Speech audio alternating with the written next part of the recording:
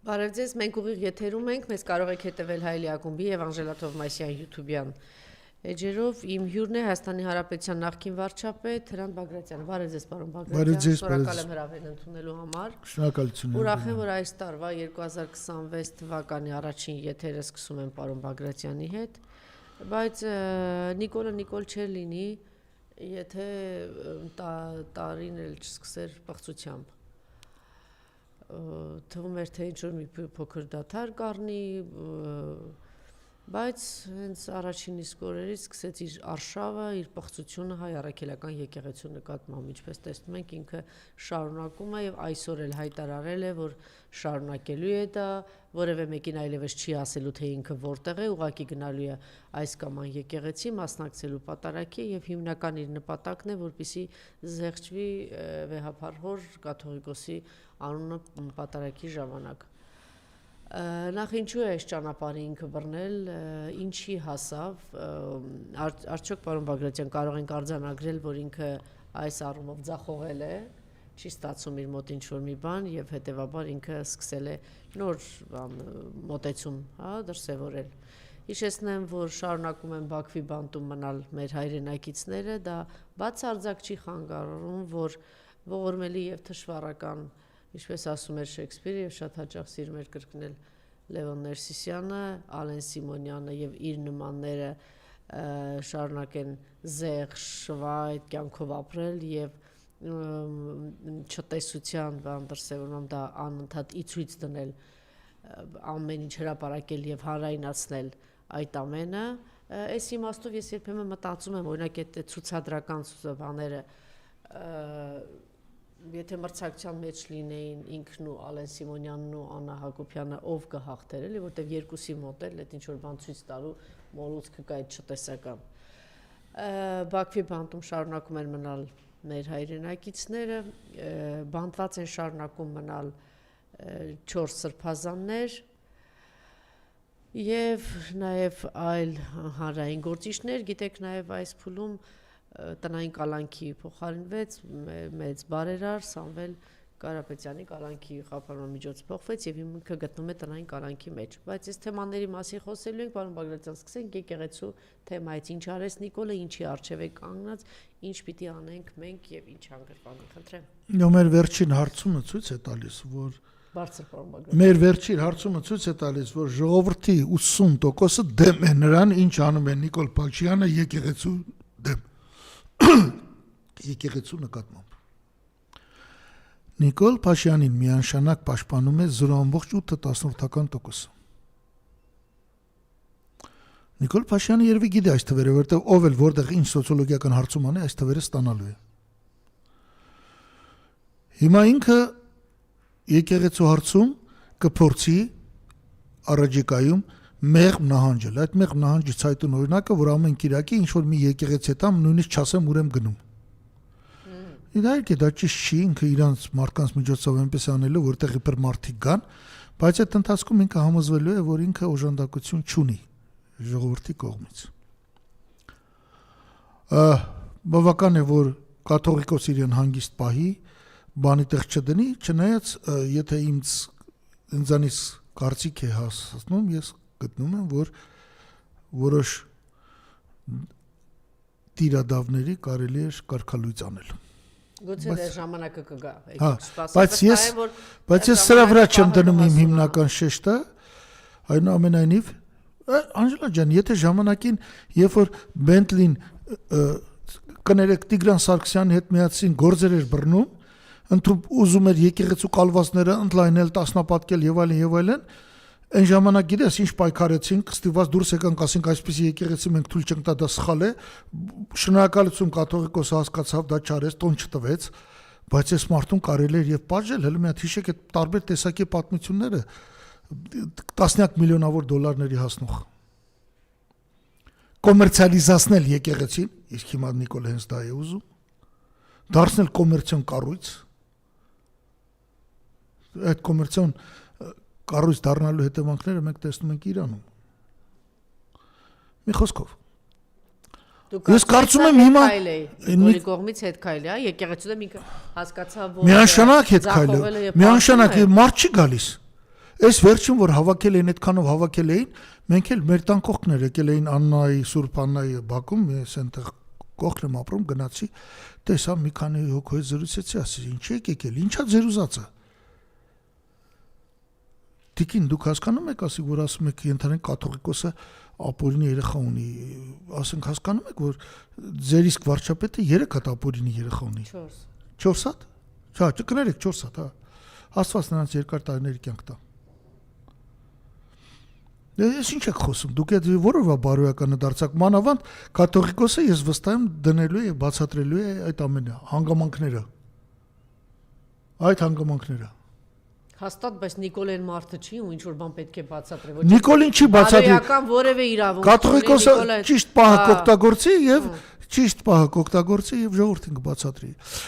Հիմա ո՞ս կարա Նիկոլը հոչի կարա վերկենա ասի ես սխալվեցի։ Նախ ասեմ ձեզ, որ շատերս բողոքում ենք, թե Եվրոպա ձեն հան, Ամերիկա ձեն հան, այս մարդը ինչ անում է, ձեն հանել են։ Եվ դա էլ է նրա վրա ազդում։ Դրանք ասվում են ներքին ալիքներով, թե չհասկացանք եկեղեցում խես կպնում, այսինքն սա վերջն էր։ Այս գործը խի սկսեցիր։ Խի ինքդ քո տակը ռումբ դրեցիր Նիկոլ Փաշյան։ Չէ՞ որ մենք արևմուտք կոչված ես քեզ պաշտպանում էինք։ Միայն նրա համար, որ դու հակառուսական ես, մենք քեզ պաշտպանում էինք։ Հետևաբար ինչու, որովհետև ագահ է ուզում է Չէ, որովհետև իրան ասել են թե Ալիևն է ասել, Չէ, արևմուտքն ասել է արգելակի։ Ալիևը չէր ասել այդ բանը։ Արևմուտքն ասել է, որ արգելակի է տոմ մի տուր։ Այս բանով բացի դա իր իսկ մանգլավիկները զեկուցել են, լսեք, ձեր ռեյտինգից բան չի մնացել։ Վարկանիշից նա դրա հետ հաշվի է նստում։ Չէ, ինչու ինքը այս արշավը սկսեց, որովհետև Էրդողանն ու Ալիևն էին պահանջում։ Ուրեմն այս արշավի, չէ, այս արշավստան, պարոն Բագրատյան, թե իսկապես նաև այսպիսի տեսակետ կա, որ ինքը քանի որ աչքածակ է, ագահ է, ամեն ինչ խլում է, նաև ուզում է այդ հարստությունը եկեղեցու, այդ ամեն ինչը վերցնել։ Ինչն է։ Նախ արշավի հեղինակը Չաթամ Հաուսն էր եւ ընդհանրապես արևմուտքը ամենուրեք եւ Ուկրաինայում եւ Մոլդովայում ստեղծել է, այսպես ասած, հունա-կաթոլիկ եկեղեցի։ Իրականությունն այն է, որ ուզում են կաթողիկոսին փոխելուց հետո հայ առաքելական եկեղեցին դարձնել հունա-կաթոլիկ եկեղեցի։ Հունակաթոլիկ պայմանական են ասում, այստեղ Հունաստանը կապ չունի, հունակաթոլիկը դա կաթոլիկ եկեղեցի առողակարգերի ընդունումն է, որոշ արևելյան քրիստոնեական եկեղեցու որոշ տրադիցիաներ պահպանելու միջոցով։ Եվ հիմա բոլորը տեսան, որ Հայաստանում սա չի աշխատում, որովհետև վերջին հաշվով հայ առաքելական եկեղեցին դա ոչ ուղղափառ եկեղեցի, ոչ կաթոլիկ, առաջի քրիստոնեական եկեղեցին է եւ դա այստեղ չի աշխատում։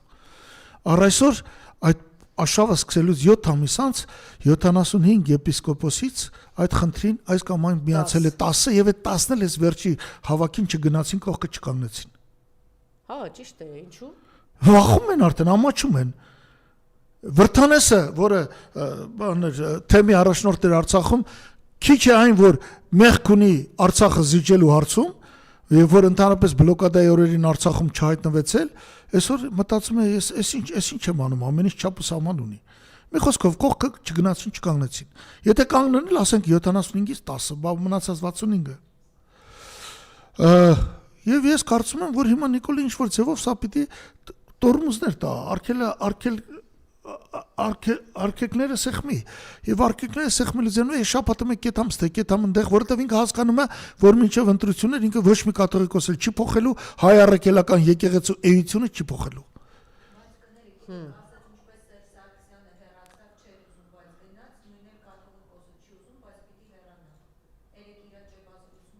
Դե ասում է, ասել շատ քիչ է։ Ով պիտի հեռանա։ Ով է ասում։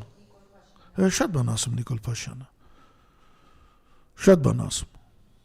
Ես չեմ կարող բացառել որևէ սցենար, բայց ինչքան ճանաչում եմ կաթողիկոսին, չի անի այդ բանը։ Ինչի համար։ Հետո մենք տեսանք ինչ անելու են, որտեղ սպառնալիք էր, ինչ էր, կաթողիկոսի եղբորն է բռնել, 4 սրբազան է բռնել։ Հա, 4 սրբազաններ փակված են։ Այո։ 4 սրբազաններ ազատում են, ինչի՞ ում նստացրել։ Միշտ բռնումը բաց է թողում, որովհետև գալիս են դատախազները, դատավորներն ասում են ինչ են արգելափակում, ինչ են բռնում, քանի որ ազատություն մեջ մնալը խանգարի հետաքննություն տանելու, իբր թե հետաքննություն, հետո պարզվում է ոչ մի հետաքննության խնդիր չկա, ոչ մի խանգարող հանգամանք չկա եւ դատավորները ինչքան էլ լավն լինեն կամ սերիկա լինեն, շուտով որոշում են որ բաց թողել։ Խափանման միջոց են դնում մի հատ, գրավ են ուզում դնեն, դրանք էլ են ապօրինի եւ բաց են թողում։ Նույն բանը տեղի ունեցավ Սամվել Կարապետյանի հետ, նույն բանը տեղի ունեցավ, քանի հոգու։ Այս եկել է հետ չի կանգնում, պարոն Բագրատյան, ինքը եկեղեցու հարցում, ինքը տեսնում է, որ սովորաբար Նիկոլը, որ միտեղ գնում է եւ տես դիմադրությունն է տեսնում, ինքը հետ է քաշում։ Հիմա այստեղ կոնկրետ տեսա, որ հայ ժողովուրդը իր եկեղեցու կողքը կանգնած է։ Հիմա եթե ինքը իսկապես իրենից պահանջում է, թե ինքը գժի թղթով անպայման ուզում է հասնել, որտեղ եթե ինքը հետ կանգնի, ընտրությունները պարտված է լրիվ։ Մարդիկ կասեն, բա ինչ եղար։ Բայց ես sense գործեր ստեղծում, sense էլ պետությունն է պաշտպանում, sense էլ Արցախն է իր պաշտպանում, sense էլ Հայաստանի սահմանները, ինչ ասում ես հակառակն է լինում։ Դրա համար էլ չի կանգնում, գոնե ձգձգի մինչև ընտրություններ եւ ցույց տա, որ ինքը կատաղի պայքարի մեջ է եկեղեցու հետ։ Այսպեսի հայտարարություն արեց, հա, ես ուզում եմ հասկանալ, սա կապիկություն է, ցնդաբանություն է, թե իսկապես այս հոգեբուժարանի ապրանքա, որ կանգնում հայտարարում է, թե բանը Քրիստոսը մենակ է, մենք ներողություն ենք խնդրում Քրիստոսից, Նիկոլը, որ մենք քեզ մենակ ենք թողել, ինչ է սա։ Հոգեբուժարանի բանն է, թե շատ է լավ։ Հոգեբուժարան։ Հա, իրականում սա է։ Թե շատ պարզ դեմագոգիա է, ուղղակի իր դեմագոգիայով ինքը կարողացել է, մարդը կարողանում է 8 տարի մնալ իշխանության, դա ուղղակի այսպես ինչ որ բան է գտնում, մտածում գժի տեղա դնում 3000 տարվա ժողովուրդ, որը եթե խելքը գլուխը չավակի, տարեվերջին չի ունենա պետություն, տարեվերջին ընկնելու են երեխեքները գրկած փողոցներն են ընկնելու թուրքական յաթաղանից փրկվելու համար։ Եվ համոզվելու են, որ Եվրոպան միած ձեն չի անում։ Ամերիկան միած ձեն չի անում, ոնց որ այսօր Գրենլանդիան Ամերիկան վերցնում է, եվրոպացիք չեն կարողանում մի դատապարտող բանաձև ընդունել։ Այս բանը պիտի հասկանաք։ Հետո չասեք, մենք մեղք չունենք, թուրքերը գալիս են մեզ ցեղասպանում են։ Մեղք ունեք։